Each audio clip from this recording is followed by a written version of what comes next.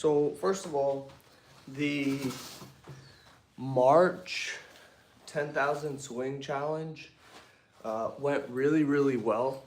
A couple of the main things was that, we aimed for 15,000 steps. What everybody found by the end of the month was that the floor had been raised, meaning we're not trying to hit more steps every day, right? We're trying to raise our floor, meaning what is normal for you on any given day, right? And so whereas most people, so like what is your average step count? And so although directionally the goal was 15,000, our real intent was to raise our step count from, like some people were doing 5,000 a day, some people were doing 3,000 or 7,000. And those people ended up, at 10,000, 11,000, 12,000 steps averaged per day. And one thing that everybody noticed was that hitting 10,000, which is kind of like the gold standard, it was just easy. It was effortless. And that's the whole point. The point is not to do the craziest shit. The point is to do just enough to get the desired result. And the way we do that is that we raise our floor or our average, right? Our rolling average. And so that was really cool. A lot of people lost weight. We had a lot of fun. And so for April, we're doing the 10,000 swing challenge, okay? And no, this is not 10,000 swings a day. This is over the course of the month. And once again, the goal is not to hit 10,000 swings, because that's 500 swings a day for, I believe, 4 days a week for 5 weeks, or 5 days a week for 4 weeks. So 20 sessions. That's not the goal. That's the directional goal and the aspirational goal. Our intent is to end up in a place where we raise the floor, where most people are doing 0 swings a day, to getting to the minimum effective dose, which is 75 to 250 swings a day, which can be done very, very quickly, actually. And again, that's the whole point. So I in the Burrito Mafia, I'm going to be doing these every month. We're focusing on actually 2 or 3 skills that create a healthy body, okay? Nutrition, training, and steps, right?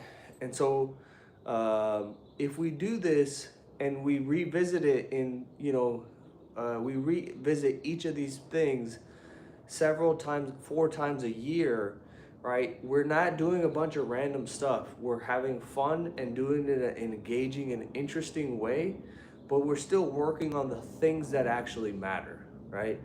Strength, food, and heart health, right? And so, anyways, if you want to get in there, just find me on Instagram and let me know.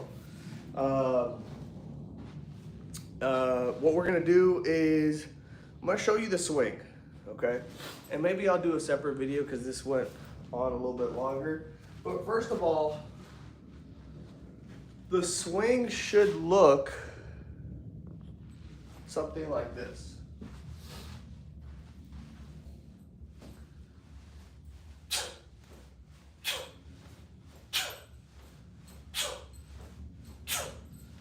Okay. There's a couple of key things that I want you to know. First of all, we want 2 straight lines at the top. The main straight line that we want to see is heel to the shoulder, okay?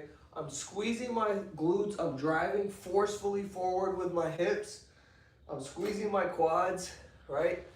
And that forceful exhale you hear, that's forcing me to contract my stomach, okay, or my abs. One of the things that gets people tripped up is they think too much. Don't think. Sometimes people think so much, they only do 2 reps in a minute. If you stop thinking, let your body move, you already know the cues, swing the kettlebell, And then over the course of a minute, you get 20 swings. You're gonna learn faster because you did the swings. Like your body will figure things out. But if you sit here and try to calculate it in your mind before you do it, you're not. Second thing, kettlebell always starts, I don't know if you can see it here. Kettlebell always starts slightly in front of you, okay? So we always start here because the first movement is into this hike position, all right? So I'll go, so that's how we start it, and that's also how we end it. When I go to put the kettlebell down, it's gonna be back in that position, all right? So we'll do a couple swings again.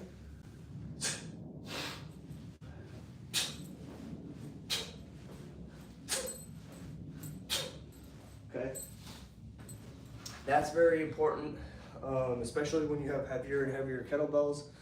The next thing is, in a kettlebell swing, we're looking more for our hips to be moving back and forth in this way, okay? And in order for my hips to move back, obviously my chest has to drop and that kettlebell has to go this way, right? So we want more back and forth versus in a squat where our hips are moving up and down, okay? And if you notice, watch the angle of my shin. The swing is more of a hip hinge. That means it's more of like a deadlift versus a squat. A squat, our shins are gonna come forward, right? In a hinge, aka a kettlebell swing or a deadlift, our shins are going to stay completely vertical, okay? So my shin angle doesn't change. So one of the other key pieces in this is you want this kettlebell, okay, to go in this triangle. So when I'm swinging, and this kettlebell starts to go low, that's not gonna be good, okay? We want this kettlebell to go right in here, okay? And I'll show you a few reps from the front so you can see the kettlebell and where it is.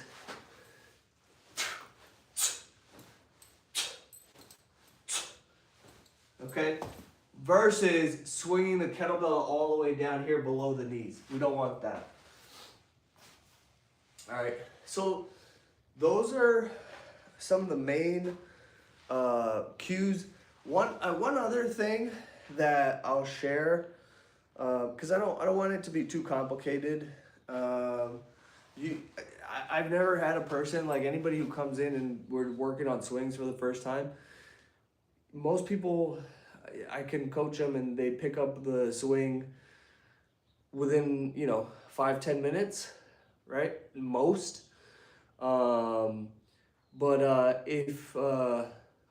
If you want, if you're gonna join the kettlebell challenge, or if you just want help on the swing, find me on Instagram, DM me, send me a video of your swing and I'll help you figure it out, right? If you don't have a good CrossFit gym or a strength and conditioning gym, if you send me the video on Instagram, I'll help you figure it out, okay? What was I gonna say? Oh, so this is, I feel like this is more rare, and it's more when people start thinking too much, but I think I will share it. A lot of times, it looks weird and disjointed, right? And the reason for that, one of the reasons, is that people, if you watch, you'll notice that from here, my hips don't start moving back until my forearm is resting on my hips. So at the very last moment is when my hips start to go back. So I'm in this plank position waiting here to move back. Sometimes people will not wait and their hips will go back, and then it starts to look and feel weird, okay? So, and another thing, that's why I usually don't want to go into something a little bit more complicated like this because I don't want to throw you off. But just in case, if you record yourself and you watch, this is the fix for it, okay? And then the same thing. So so in my swing, you'll see my forearms don't actually leave my body until my hips are fully locked out, okay? So my forearms on the body is the key, okay? So hips don't go back until arms are on your hips, okay? Or at the very last second. And then arms don't leave the body until the very last second where your hips are locked out, then they go. Which reminds me, this is another important piece. Your arms are not doing anything other than holding on to the kettlebell, okay? You're not lifting this with your arms. And you don't need to try to lift it up super high. If you watch my swings, I'll do another set. Everything is right around here, okay? So once again, this is what a good set of swings will look like.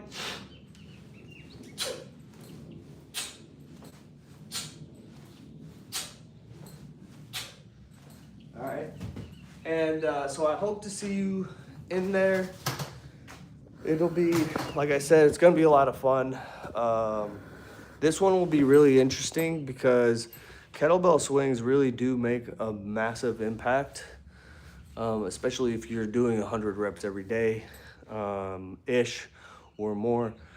And it doesn't take a lot of time. Most people can start to get their 100 reps honestly within under 2 minutes. So obviously keeping that up for 5 sets, that's where it starts to take a little bit of time, but it's a very doable program. Again, this is from Dan John, and the version we're doing is his version. He influenced a lot of my stuff. Also great tutorials on kettlebell swings and Pavel as well.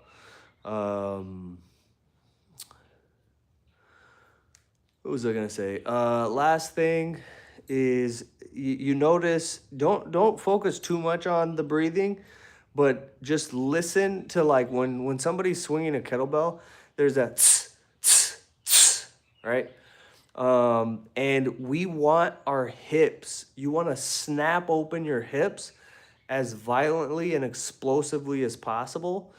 And you're squeezing your glutes as hard as you can, right? Very, very important. So that's it for this. Like I said, if you want to join, let me know. Find me on Instagram or leave a comment here, but Instagram is always the best place. So thank you. I will see you later.